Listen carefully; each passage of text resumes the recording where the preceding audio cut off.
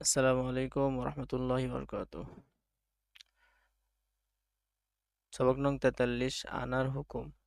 নতুন একটি সবক।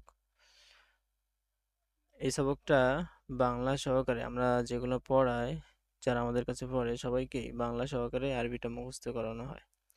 তো অবশ্যই যারা এই ক্লাস ইউটিউব থেকে বা যেখান থেকে দেখতেছেন, অবশ্যই এই ক্লাসটা আহ, বাংলা সহকারে মুখস্থ করে নেবেন।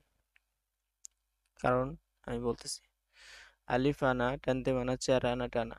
অর্থাৎ কোরআনের মধ্যে আলিফ দিয়ে যেগুলো আনা আছে, এটা দেখেন আলিফ, আলিফ জবর আ, ঠিক আছে। যদি আমরা হামজা বলি, এটা কি আলিফ জবর আ, নুন আলিফ জবর না, আনা। তো এই আলিফ দিয়ে যেগুলো আনা আছে, সেই আনা কোনো আনাই টানা যাবে না, শুধুমাত্র এইখানে যে চারটি আনা বর্ণিত আছে, এই চারটি আনা শুধুমাত্র টানা যাবে। এই আনা ব্যতীত কোরআনের মধ্যে যতগুলো আলিফ দিয়ে আনা আছে, কোনো আনাই টানা যাবে না। তবে গুল হামজা যেগুলো আছে, গুল হামজা দিয়ে যেগুলো আনা আছে, এগুলো আনা টানা যাবে, সমস্যা নাই। তো আলিফ আনা টানতে মানা চার আনা টানা।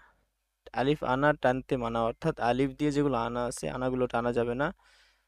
টানতে মানা এ পর্যন্ত, এটুকু। আর চার আনা টানা মানে এখানে নিচে যে চারটি আনা আছে, এই চারটি আনা শুধুমাত্র টানা যাবে, বাকি আর কোনো আনা টানা যাবে না। হামজা জবর আ, নুন আলিফ জবর না, আনা বা জবর বা, আনা বা। হামজা জবর আ, নুন আলিফ জবর না, আনা বা ওয়াও পেশ বু, আনা বু।